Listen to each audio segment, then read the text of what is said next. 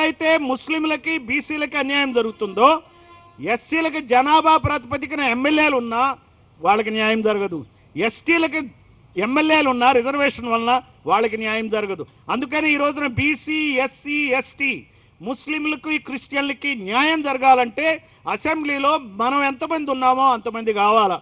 మనం ఈ రోజున ఈ మహాపురుషుల్ని సంస్మరించుకునేది ఒక్కొక్కరిని చూడండి. అక్కడ టిప్పు సుల్తాన్ మీకు ఇచ్చిన కాగితాల్లో చూడండి ఎవరెవరు ఉన్నారో.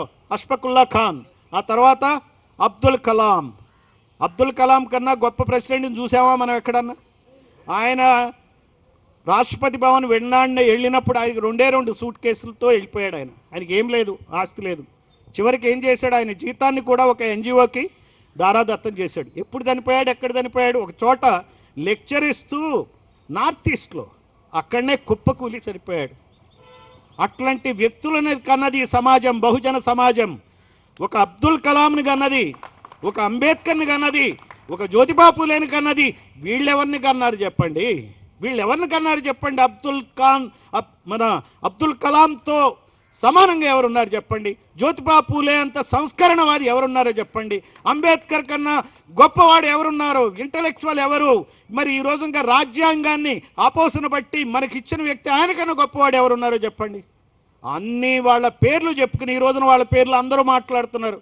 అంబేద్కర్ మాట్లాడుతున్నారు, జ్యోతిబాబు పూలే గురించి చెప్తున్నారు, అన్ని పేర్లు చెప్తున్నారు. పేర్లు మనకి, షేర్లు వాళ్ళకి. పేర్లు మనకి, షేర్లు వాళ్ళకి. మనకు ఓన్లీ డప్పు, వాళ్ళకి డబ్బు. మనకి కొడతారు డప్పు, వాళ్ళు దండుకుంటారు డబ్బు.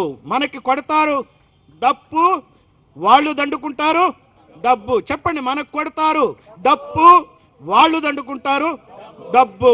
డబ్బు వాళ్ళది, డప్పు మనది. ఏమన్యాయం! ఇప్పటికైనా గమనిద్దాం. మరి ఇంతకన్నా నేను ఎక్కువ మాట్లాడాలని నేనేం అనుకోవట్లే.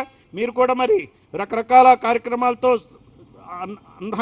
అన్హ్యాపీ ఇన్సిడెంట్స్ జరిగినాయి కాబట్టి, అన్ఫార్చునేట్ ఇన్సిడెంట్స్ జరిగినాయి కాబట్టి మీరు వెళ్తూ ఉండొచ్చు. కాబట్టి మరి అవకాశం ఇచ్చినందుకు, ముఖ్యంగా ఇక్కడ నిర్వాహకులకి ఈరోజు నన్ను పిలిచినందుకు ధన్యవాదాలు తెలియజేస్తూ, ఇది మొదలు కాదు, ఇది మొదలు కాదు, ఇంకా కొనసాగిద్దాం.